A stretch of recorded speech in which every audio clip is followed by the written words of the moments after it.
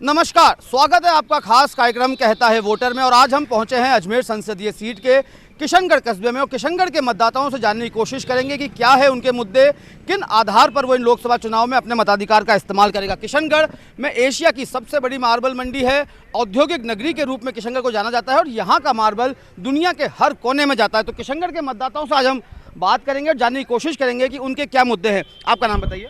रुपेश यादव। रुपेश जी, आप ये बताइए कि आपके इश्यूज़ क्या हैं as a youngster, as a youth, as a युवा, क्या मुद्दे आपके हैं इस लोकसभा चुनाव को लेकर? लोकसभा चुनाव से पहले मेरे मुद्दे यही हैं कि फ़िलहाल अभी किशनगढ़ की पूरी रोडें खुदी पड़ी है, इससे काफ़ी परेशानी हो रही है और हम चाहते हैं कि इस बार भी मोदी जी आएँ वापस और देश का विकास करें। काफ़ी अच्छा उन्होंने अपने 5 साल के कार्यकाल में काफ़ी अच्छा काम किया है उन्होंने, और हम आगे भी चाहेंगे कि मोदी जी आएँ वापस लोकसभा चुनाव में, आइए संसद चुनाव में। आप बताइए आपके क्या मुद्दे हैं चुनाव में? हम लोग चाहते हैं कि जिस तरह से देश आगे बढ़ रहा है, तरक्की कर रहा है, उसी तरह से देश आगे की तरक्की करता रहे। और जिसको वोट देना है वो सभी के दिलों में है, किसको वोट देना है। हम लोग उस दिन मतदान के दिन सभी लोग भरपूर प्रयास करेंगे वोट देने का, और किशनगढ़ की जनता आगे बढ़े और हमारा राज्य आगे बढ़े, हमारा देश आगे बढ़े। आप बताइए आपके क्या इशू रहने वाले? मुझे आज तक अच्छी तरह से याद है, हमारे गांव में हर घर में गड्डियां तक रखनी पड़ती थी कि महिलाओं को शौच और पुरुष को शौच के लिए बाहर जाना पड़ता था। मोदी जी के आने के बाद ये एक सोच का निर्माण, शौचालय का निर्माण, उसके अलावा मेरे को भी अच्छी तरह मालूम है, हम घर में मिट्टी के चूल्हे में लकड़ियों से खाना बनाते थे। एक लकड़ी रखते थे जिससे हम भूख दे के गैस को जलाते थे, चूल्हा जलाते। आज हर घर में मोदी जी ने उज्ज्वला योजना के तहत गैस कनेक्शन दे दिए, तो हमारी महिलाएं भी आज उनका स्वास्थ्य बहुत अनुकूल रहने लग गया। नहीं तो पहले स्वास्थ्य पे भी प्रतिकूल असर पड़ता था।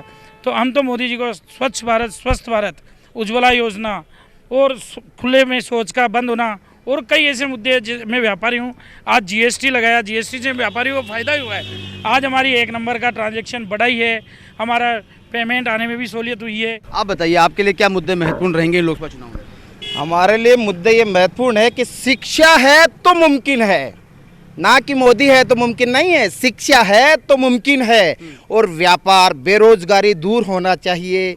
देश को आगे बढ़ाने के लिए सेना का कभी इस्तेमाल न हो, सेना पे हमें गर्व है, और सेना का कोई पार्टी इस्तेमाल करे तो बहुत ही गलत है। तो मुद्दे, आपके मुद्दे क्या रहेंगे जो आपके लिए रोजगार, युवाओं को रोजगार मिलना चाहिए। मुख्य मुद्दा है युवाओं को रोजगार मिलना चाहिए। जब रोजगार मिलता है ना, तभी देश आगे बढ़ता है, नया आयाम स्थापित हो अपने देश का। किशनगढ़ इंडस्ट्रियल एरिया है, एशिया की सबसे बड़ी मार्बल मंडी यहाँ पर है, तो स्वाभाविक तौर पर देश भर के मजदूर यहाँ पर भी काम करते होंगे। वो एक बड़ा मुद्दा लगता है आपको चुनाव में? नहीं, ये भी मुद्दा है, क्योंकि किशनगढ़ तो एक विकसित है, राजस्थान की 14वां नंबर की सिटी है, विकसित है, और यहाँ के लोग भी सारे अच्छे हैं, और ऐसे कोई पार्टी पॉलिटिक्स में ज़्यादा वो नहीं करते। हम समान रूप से सब मिल के कार्य करते हैं, और वही हम चाहते हैं कि देश में भी ऐसा एक माहौल हो, ना कि कोई ऐसे, क्योंकि नारा है हमारा कि हिंदू, मुस्लिम, सिख, ईसाई आपस में है भाई भाई, तो भाईचारा हमेशा बना रहना चाहिए। विवाद, झगड़े से कभी देश प्रगति नहीं कर सकता। देश को आगे बढ़ाने के लिए शांति चाहिए, संयम चाहिए, और सभी को साथ लेकर विकास हो, हम ये चाहते हैं। आप बताइए बाबूजी आपके क्या मुद्दे हैं चुनाव में? हमारा मुद्दा यही है कि बेरोजगारी और रोजगार धंधे, किसानों का, ये सब मुद्दे ये होना चाहिए, न कि सेना का मुद्दा आना चाहिए। सेना कांग्रेस की भी है, बीजेपी की भी है, हिंदुस्तान की है, वो इससे पार्टी से कोई मतलब ही नहीं है, तो वो मुद्दा नहीं होना चाहिए। और देश की रक्षा का काम है सेना का, वो सेना करेगी, उसका यही मुद्दा है। चलिए आपसे जानना चाहेंगे, आप बताइए आपके लिए क्या मुद्दे महत्वपूर्ण हैं इन चुनाव में? जी, सबसे बड़ा मुद्दा है देश के जो हालात हैं उसमें सुधार है, वो तो सरकार का काम है, लेकिन जो मूलभूत सुविधाएं हैं वो भी प्रॉपर हो। हम बातें करते हैं, टीवी चैनल में देख रहे हैं, लेकिन आधारभूत पर वो व्यवस्थाएं कितनी डेवलप है, सरकार का काम है करना। और इसी तरह मतदाताओं को भी जागृत होना चाहिए। मतदाता अपना वोटर बन रहा है तो उसको वोटिंग जो परसेंटेज है वो ही बढ़ानी चाहिए। सरकार अपना काम करे, वोटर भी अपना काम करे, तभी मजबूत सरकार में। साथ ही एक सरकार अगर वो फुल फ्लैश आती है तो कहीं ना कहीं अहंकार दिखता है। सरकार के साथ में विपक्ष है वो भी मजबूत आना चाहिए, चाहे सरकार किसी की बने। विपक्ष होता है तो कम से कम कमियां बोलता है। मुद्दे बताइए, मुद्दे क्या हैं? जी, मुद्दा आज की तारीख में बेरोजगारी भी एक बड़ा मुद्दा है, शिक्षा का भी बड़ा मुद्दा है। अगर आप सारी बात करें, मेडिकल जो सेगमेंट है बहुत बड़ा भ्रष्टाचार है। आज शिक्षा का सेगमेंट है, बहुत बड़ा भ्रष्टाचार है। अब बड़े बड़े एलिन है, हर आदमी अपने बच्चे को CBSE में कराना चाहता है, इंग्लिश है, लेकिन स्थितियाँ देख लीजिए, सरकारी स्कूल की भी प्रॉपर वही स्थिति है। तो हम चाहते हैं कि सरकार कम से कम जो आधारभूत मुद्दे हैं उन पर ध्यान दे।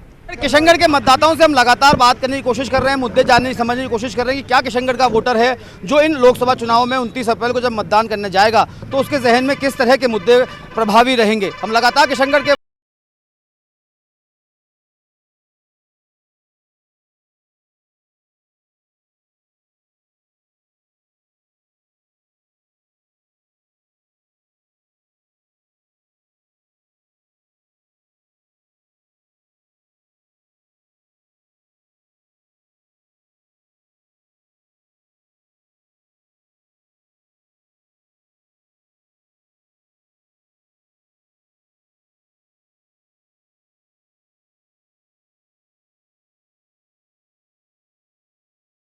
आपका स्वागत है। आप देख रहे हैं खास कार्यक्रम कहता है वोटर और हम मौजूद हैं अजमेर संसदीय सीट के किशनगढ़ कस्बे में और यहाँ के वोटर्स से, यहाँ के मतदाताओं से जानने की कोशिश कर रहे हैं कि लोकसभा चुनाव 2019 में उनके क्या मुद्दे हैं, किन आधार पर वो अपने मताधिकार का इस्तेमाल करेगा। ब्रेक से पहले हमने यहाँ के मतदाताओं से बात की तो कई मुद्दे निकल के सामने आए। सर्वांगीण विकास एक बड़ा मुद्दा है, महंगाई, बेरोजगारी, शिक्षा, ये तमाम जो मुद्दे हैं जो देश में चल रहे हैं, राष्ट्रवाद, ये तमाम मुद्दों पर किशनगढ़ का मतदाता जो है वो अपने मताधिकार का इस्तेमाल करेगा। हमारे साथ कुछ और मतदाता भी जुड़ रहे हैं जिनसे हम लगातार बात करने की कोशिश करेंगे। आप बताइए, आपके लिए क्या मुद्दे महत्वपूर्ण हैं इन लोकसभा चुनाव में किशनगढ़ के परिप्रेक्ष्य में अगर बात की जाए?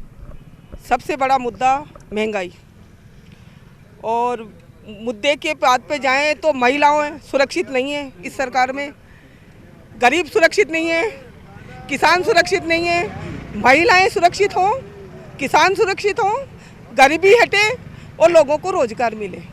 आपको लग रहा है मोदी साहब के 5 साल के कार्यकाल का कुछ फ़ायदा किशनगढ़ को मिला हो या अजमेर ज़िले को मिला हो? कुछ फ़ायदा है, हम लोगों को तो नज़र नहीं आया। मोदी सरकार में किसी को कोई फ़ायदा नहीं मिला। महिलाओं के साथ बलात्कार होते रहे, सरकार चुप रही। गरीब किसान आत्महत्या करते रहे, आज तक कुछ किसानों के लिए कुछ किया नहीं। गरीब है वो तो पिस ही रहा है बेचारा। जीएसटी, नोटबंदी, काला धन लाएंगे, 15 लाख खाते में आएंगे, तो कुछ ऐसा कुछ दिखा नहीं। आप बताइए, आपके लिए क्या मुद्दे महत्वपूर्ण है? राष्ट्रवाद मुद्दा महत्वपूर्ण है या कस्बे का विकास ज़्यादा महत्वपूर्ण है?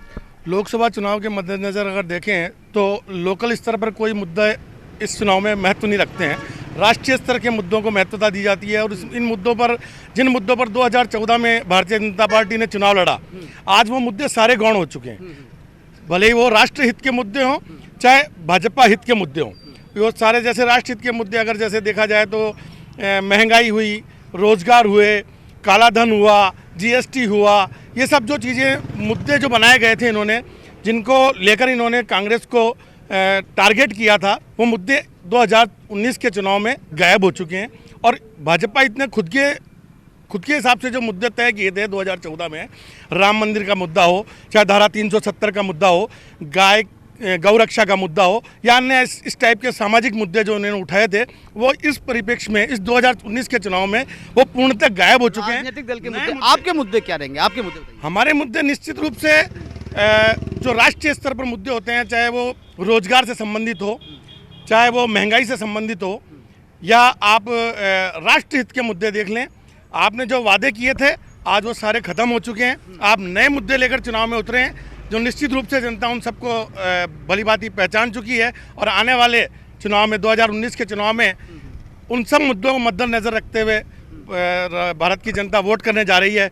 आप बताइए, आपके लिए क्या मुद्दे महत्वपूर्ण? मोदी जी 2014 में जो मुद्दा लेके आए थे कि सबका साथ सबका विकास, लेकिन मेरे को ये लगता है कि सिर्फ विकास कुछ धनी व्यक्ति है उन्हीं को हुआ है, गरीब आदमी पिसा है इसके अंदर। छोटे व्यापारी दिन ब दिन ख़त्म हो रहे हैं, वो सिर्फ बड़े व्यापारियों के नौकरी करो, इससे ज़्यादा मेरे को कुछ नहीं लग रहा है। कि इन्होंने बोला कि स्मार्ट सिटियाँ बनेगी, अजमेर का नंबर सबसे पहले आया था कि स्मार्ट सिटी बनेगी। स्मार्ट सिटी के नाम पर यहाँ पे एक कोई पत्थर भी लगाओ ना तो बता दो कि यहाँ पे पत्थर लगा है। वो जनता जानती है, सोच समझ के वोट करेगी और अब के विपक्ष बहुत मजबूत आएगा, किसी का भी आओ। आप बताइए, आपके क्या मुद्दे हैं इन चुनाव में जब वोट डालने जाओगे? हमारा तो ये मुद्दा है कि मोदी जी ने अच्छा काम किया और सर्जिकल स्ट्राइक की, और मोदी जी अब की बार पहले से भी ज़्यादा लहर है और अच्छे वोटों से जीतेंगे वो। ठीक है, आप बताइए, आपके क्या मुद्दे? मुद्दे ऐसा है जी, 2014 के अंदर मोदी जी ने कहा था कि 2 करोड़ युवाओं को रोजगार देंगे, 15 लाख रुपए जो जनता को 15 लाख रुपए हर व्यक्ति के खाते में डालने की बात कही थी 2014 में। तो आज तक तो उनके मुद्दे कंप्लीट हुए नहीं है और उम्मीद आगे भी नहीं है कि ऐसा कुछ कर पाएंगे मोदी जी। ऐसे जुमलेबाजी की सरकार है और ये सरकार कांग्रेस सरकार और राहुल गांधी जी इतने स्ट्रॉन्ग है पूरे भारत के अंदर, इसको जड़ से ख़त्म करेंगे।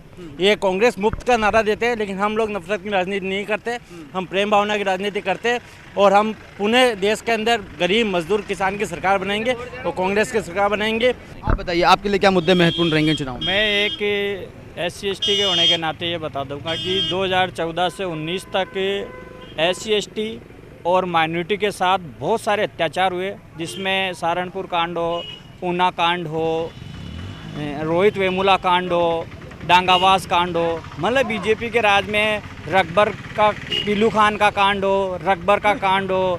और ये मैं विश्वास के साथ कह सकता हूँ कि मोदी जी 2019 के चुनाव में जाने वाले हैं। आप बताइए आपके लिए क्या मुद्दे महत्वपूर्ण हैं? भैया मैं तो ये जानता हूँ बीमारी बहुत बड़ी है, उसको क्लियर होने में टाइम लगेगा। मोदी जी वापस आएंगे 2019 में सत्ता में वापस आएंगे। आप बताइए साहब आपके लिए क्या मुद्दे महत्वपूर्ण हैं किशनगढ़ के परिप्रेक्ष्य में? किशनगढ़ के परिप्रेक्ष्य में ज़्यादा लंबी बात तो मैं करूँगा नहीं, ना जानता हूँ। इनके सांसदों ने गांव गोद लिए थे, वो गोद में ही अभी तक चले भी नहीं है। एक उज्ज्वला योजना करके इन्होंने योजना चलाई थी, उसमें भी कोई लाभान्वित नहीं है। वापस रिफिल तक 10% लोगों ने भी दोबारा सिलेंडर नहीं भरवाए, वो भी एक छल था, धोखा था। हर योजना के अंदर छुपी हुई कांग्रेस की योजनाओं को उन्होंने नए नाम देकर की योजनाएं चालू करी। उन्होंने अपने खुद की कोई योजना चला करके किसी को भी लाभ नहीं पहुंचाया। चंद बड़े उद्योगपति ही इससे लाभान्वित हुए हैं, बाकी पूरा हिंदुस्तान हर इनकी योजना से दुखी हुआ है, त्रस्त हुआ है। मोदी सरकार वापस नहीं आएगी।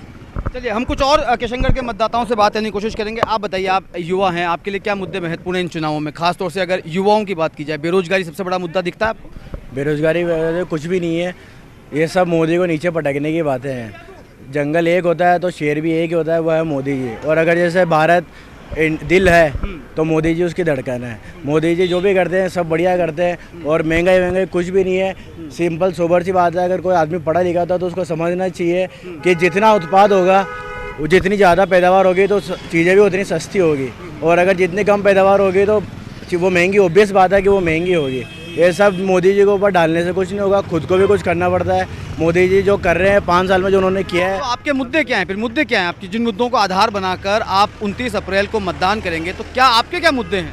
मुद्दे यही है कि बस मेरा एक ही मुद्दा है कि मेरे को किशनगढ़ का फ़ायदा नहीं चाहिए। अगर मैं किशनगढ़ वासी हूँ, मेरे को चाहिए मेरे देश का फ़ायदा, और वो एक ही आदमी कर सकता है, वो नरेंद्र जी मोदी जी। बस आप बताइए आपके लिए क्या मुद्दे महत्वपूर्ण हैं इन चुनावों में? जी, सबसे पहले तो बेरोज़गारी ख़त्म करें मोदी जी, और रोज़गार के नए अवसर लाएं, और जो बिजनेसमैन के लिए अभी ख़राब ये चीज़ें हो रही है, डाउन पड़ा है, इसको सुधारने की कोशिश करें और सभी जनता को राहत दें।